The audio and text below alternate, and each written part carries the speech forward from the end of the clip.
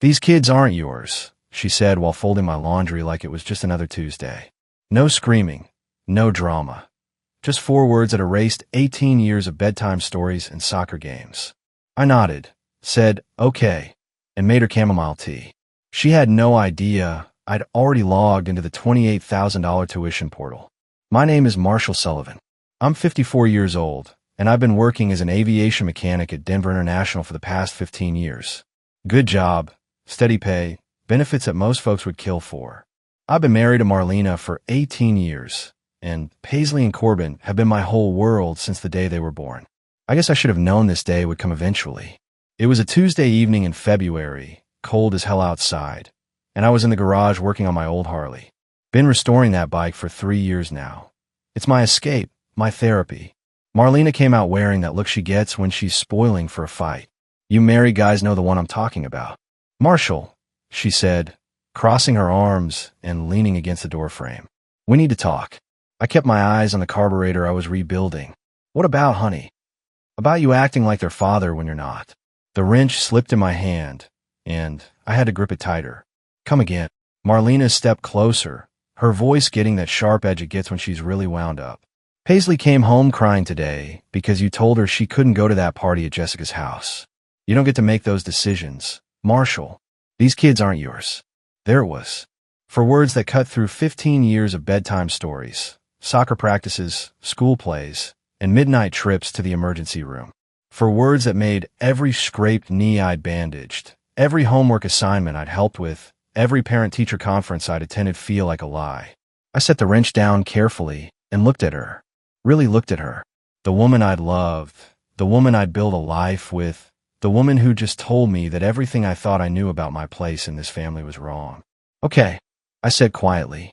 "I hear you loud and clear." I should have seen her flinch at how calm I was. Should have noticed the way her eyes widened just a bit. But I was too busy feeling something inside me shift. Something permanent. You know what they say about the calm before the storm? Well, I was that calm. Dead quiet on the surface. But inside, something fundamental had shifted. Marlena went to bed that night thinking she'd won some kind of victory. Thought she put me in my place. She had no idea she'd just handed me the keys to her destruction. I waited until I heard that soft snoring she does when she's had a glass too many of wine. Then I slipped out of bed like a ghost and padded downstairs to my home office. 15 years of financial records, all organized in neat little folders. College fund statements, school payment receipts, insurance policies where I'm listed as the father. Everything that proved I'd been more than just some guy passing through. The Riverside Preparatory Academy parent portal still had my password saved. Funny how technology makes revenge so much easier these days. I logged in and navigated straight to the billing section. Spring semester tuition for both kids, $28,000. Due in 2 weeks. My finger hovered over the payment authorization settings for maybe 10 seconds. Then I clicked Remove Authorization and watched the screen refresh. Payment method deleted. Future payments disabled. Just like that, I'd pulled the financial rug out from under her perfect little world. But I wasn't done. Not by a long shot. I opened up my laptop and pulled up the share drive I use with my accountant, Pete Rodriguez. Started uploading every receipt from the past 12 years. Orthodontist bills, soccer equipment, dance lessons, summer camps, family vacations. Everything totaled up to just over $230,000. 230 grand I'd spent on kids who their mother now claimed weren't mine. At 3 a.m, I sent Pete an email. Freeze all education-related accounts. Revoke all future payment authorizations for Paisley and Corbin Sullivan. Effective immediately. The next morning came like any other.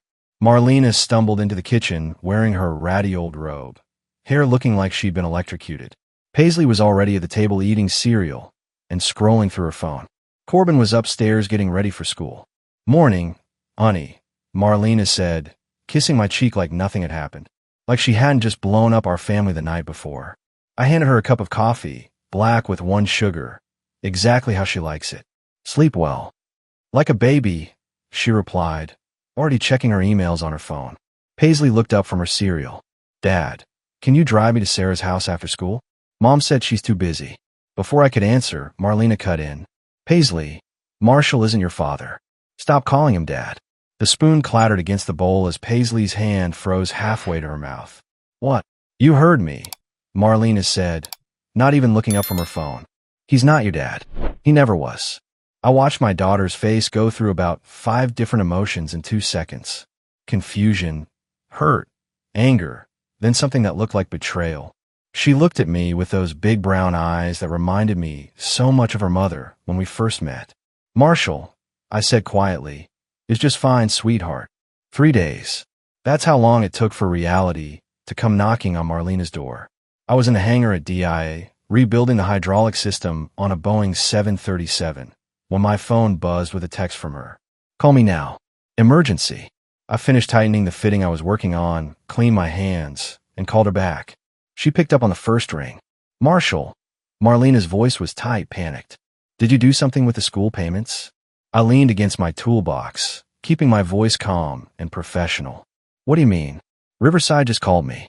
They said there's a problem with the tuition payment. They said you canceled the authorization. That's correct. There was dead silence on the other end for about 10 seconds. Then she exploded.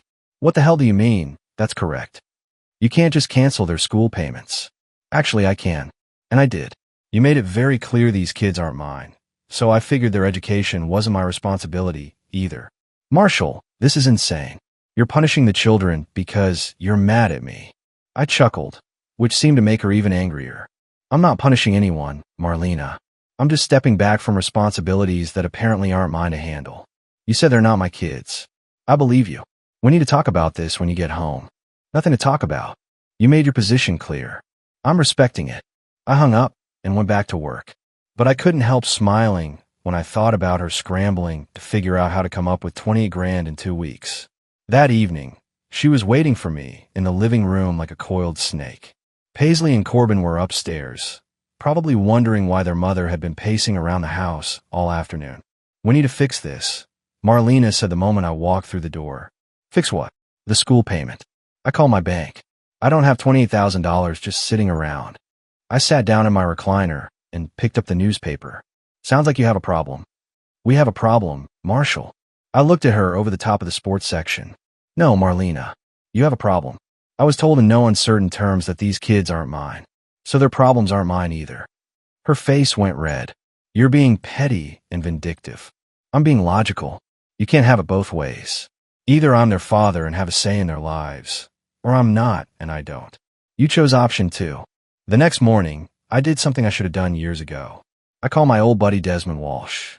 Des and I went way back, served together in the Marines before I got into aviation, and he went to law school. He's been handling legal stuff for my business for the past 10 years, and he's the kind of lawyer who doesn't pull punches. Marshall, Desmond said when I walked into his office downtown. You look like hell. What's going on? I laid out the whole situation for him. Marlena's little speech about the kids not being mine, my response with the tuition payments, the financial records showing 18 years of expenses. Des listened without interrupting, occasionally making notes on his legal pad. When I finished, he leaned back in his chair and whistled low. 230,000, huh? Give or take a few grand. Marshall, you know I have to ask this, but are you absolutely certain you're not the biological father? Never had any reason to think I wasn't until 3 days ago. But the way she said it, I shrugged. She seemed pretty damn sure. Desmond pulled out a file folder and started writing. Here's what we're going to do. First, we're getting DNA tests done. Quietly. I know a lab that can process them fast and keep it confidential. And second, we start documenting everything. Every expense, every time you've acted as their father, every legal document that lists you as their parent. If this goes where I think it's going, you're going to want to be prepared. You think she'll try to divorce me? I think she's going to realize real quick that she just killed the golden goose. When that 28 grand comes due and she can't pay it, when the kids start asking questions, when reality sets in, yeah, I think things are going to get ugly fast. Des was right. That afternoon, Marlena called me at work again. The school gave me a payment plan option, she said without preamble. $7,000 down, then monthly payments. Good for you. I need you to cover the down payment. No, Marshall, be reasonable. These are the only kids you'll ever have. That hit like a punch to the gut, but I kept my voice steady. According to you, they're not my kids at all. I was angry. I didn't mean it.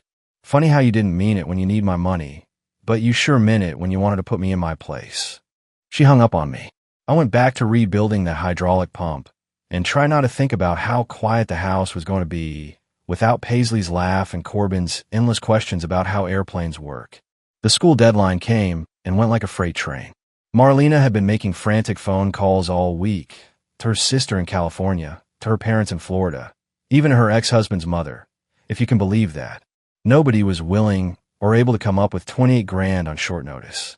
I was in the kitchen Saturday morning, making my usual weekend breakfast of eggs and bacon, when Corbin came downstairs looking like someone had died. The kid's always been an early riser, just like me. Usually, he'd be chattering about his latest video game or asking if we could work on his model airplane together.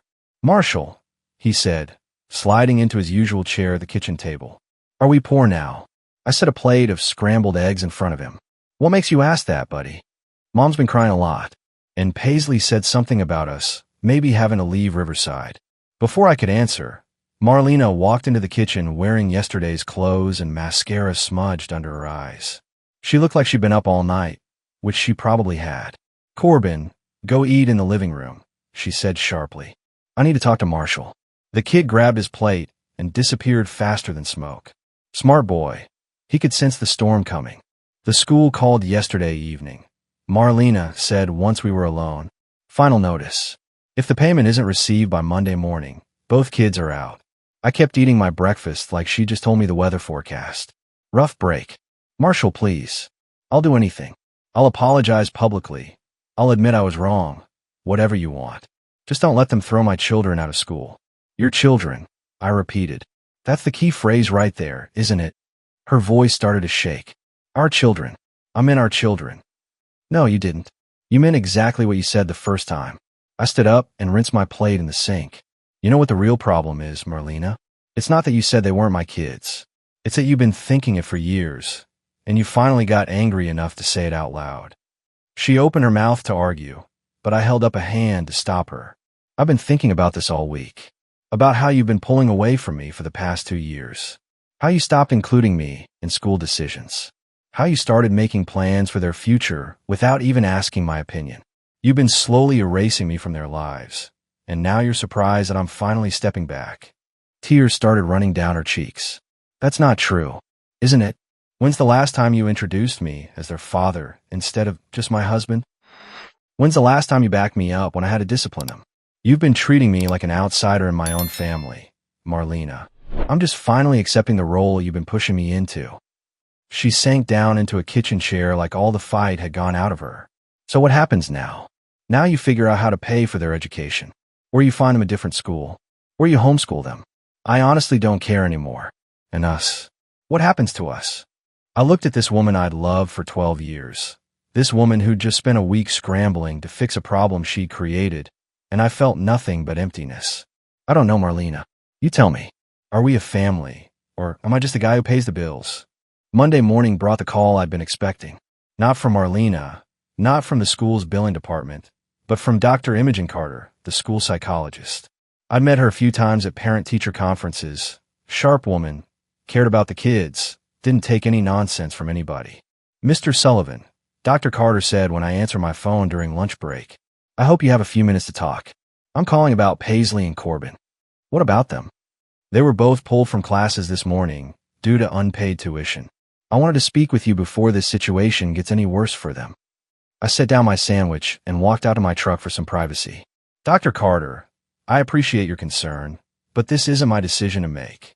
I'm not sure I understand. My wife made it very clear that I'm not their father. Since I'm not their father, their education isn't my responsibility." There was a long pause on the other end. "Mr. Sullivan, I've been working with children for 23 years. I've watched you at every school event, every parent conference, every soccer game. Those children adore you, and you've been nothing but a devoted father to them." That's what I thought too. Apparently, I was wrong. "May I ask what happened?" I gave her the short version. Marlena's little speech about knowing my place, her insistence that the kids weren't mine, my decision to step back for financial responsibilities I apparently had no right to handle. "Mr. Sullivan," Dr. Carter said gently, "I understand you're hurt. But these children are caught in the middle of an adult conflict they didn't create. Paisley came to my office this morning asking if she'd done something wrong to make you stop loving her. That hit me like a punch to the solar plexus. She said that. Children blame themselves when their world falls apart. It's what they do. Corbin's been telling his friends that his dad doesn't want him anymore. I closed my eyes and leaned against my truck. Dr. Carter, I need you to understand something. I love those kids more than my own life. But their mother has made it clear that my love doesn't matter because I'm not their real father. Have you considered that she might have been speaking out of anger? That maybe she said something she didn't mean in the heat of the moment. She's had a week to take it back. Instead, she's been running around trying to find money rather than admitting she was wrong. Dr. Carter sighed. Mr. Sullivan, I'm going to ask you something, and I want you to think carefully before you answer. If you found out tomorrow that these children were biologically yours, would that change how you feel about this situation? The question caught me off guard. I don't know. Then maybe you should find out. Because regardless of genetics, those children consider you their father. And right now, they think their father has abandoned them. After I hung up, I sat in my truck for 20 minutes, staring at the hangar where I'd been working on the same damn hydraulic system for 3 weeks. Dr. Carter was right about one thing. If Paisley thought she'd done something wrong, if Corbin was telling people I didn't want him anymore, then this whole situation had gone way beyond making a point to Marlena. I pulled out my phone and called Desmond's office. Des, it's Marshall. How fast can you get those DNA tests done? Wednesday started like any other day until it didn't. I was working late at the hangar, finishing up the hydraulic system that had been giving me trouble for weeks, when my phone exploded with calls. First Marlena, then Paisley, then Marlena again, all within 5 minutes. Marshall. Marlena's voice was pure panic when I finally answered. Corbin's gone. What do you mean gone? He didn't come home from school. I called his friends. I called the school. Nobody's seen him since last period. Marshall, what if something happened to him? I was already grabbing my keys and heading for the truck. How long has he been missing? 3 hours. I was waiting for him to walk through the door, but then I called the school and they said he left at normal dismissal time. Did you call the police? Not yet.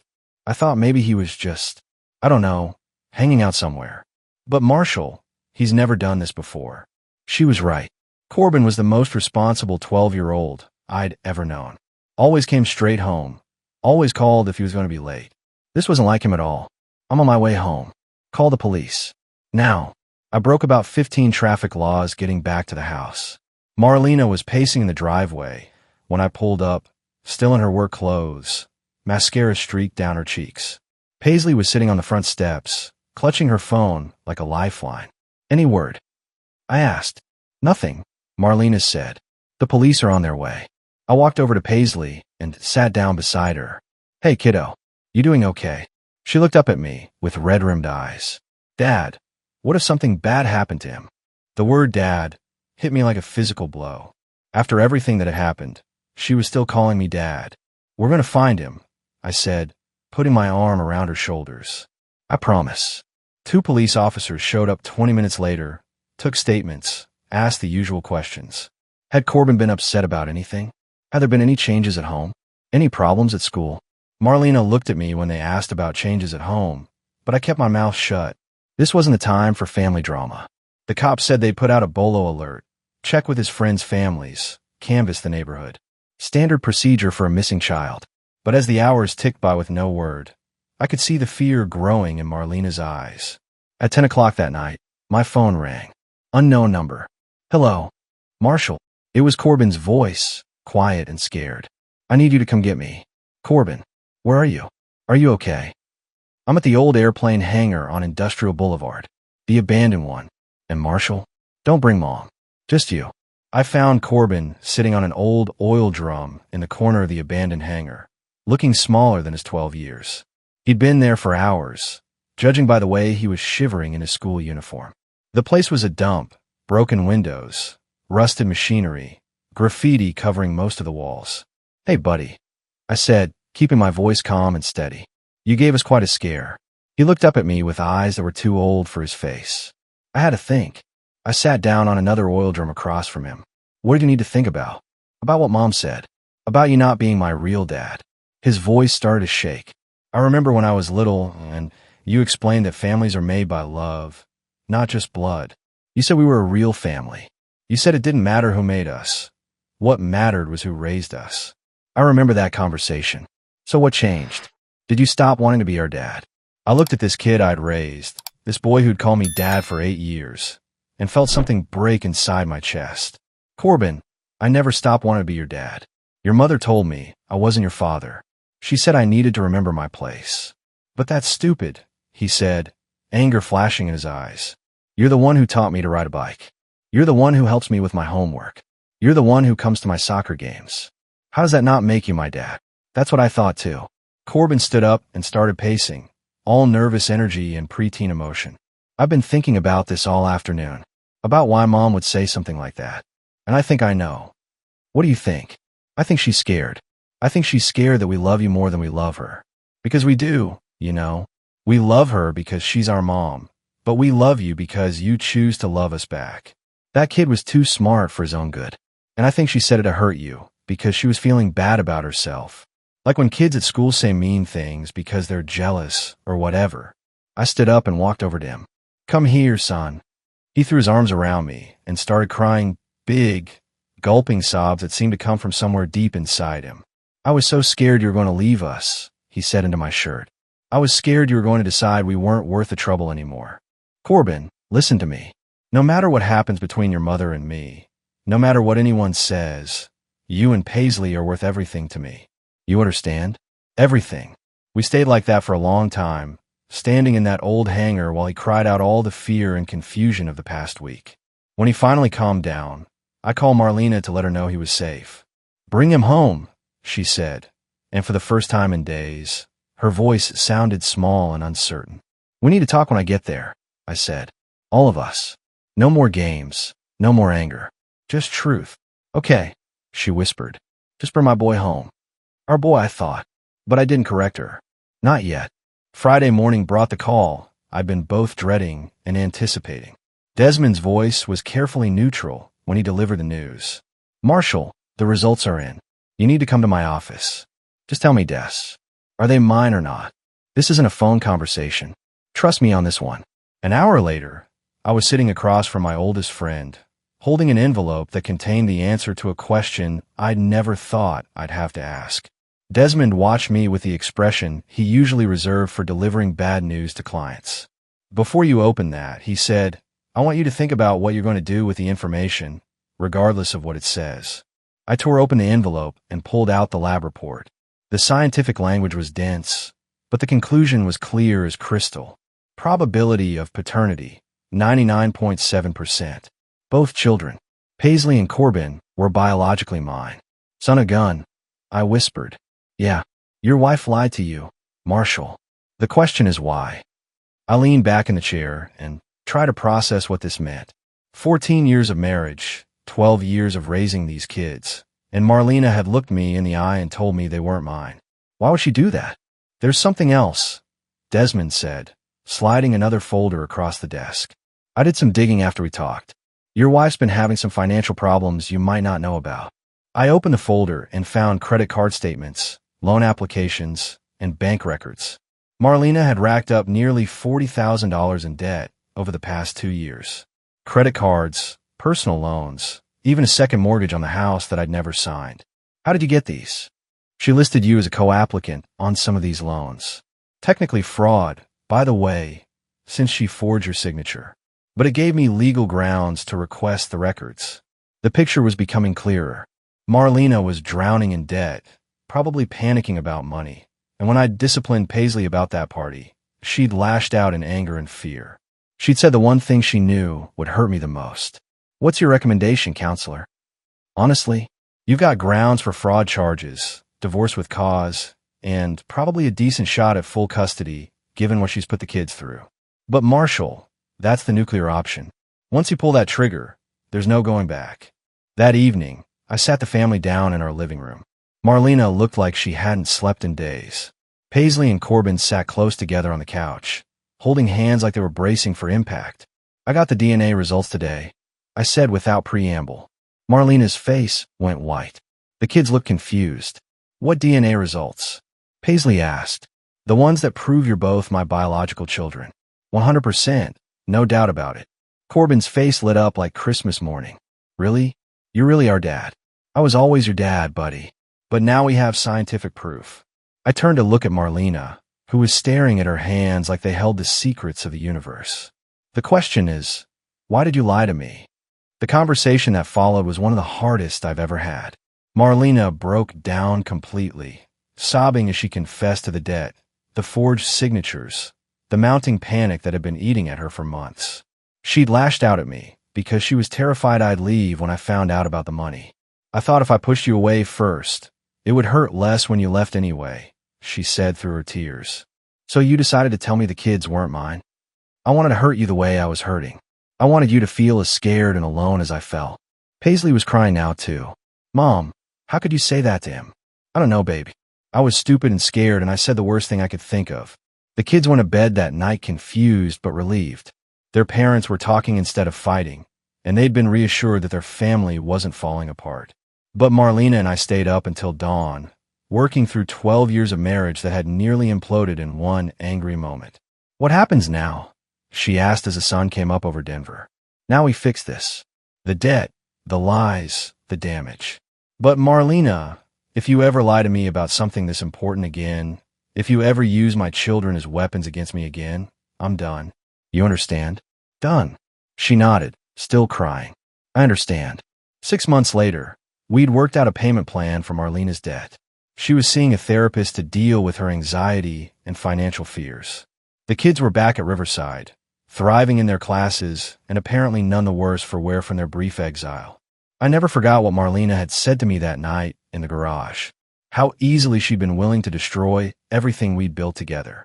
But I also learned something about myself, that being a father isn't about biology or money or who has their name on the bank account. It's about showing up every day and choosing to love someone more than you love yourself. Corbin's still asking me to help him with his model airplanes. Paisley still calls me Dad, and every time they do, I remember that some things are worth fighting for, even when the fight nearly kills you. These days, when people ask me about family, I tell them the truth. Blood doesn't make you a father, but being a father sure as hell makes you family.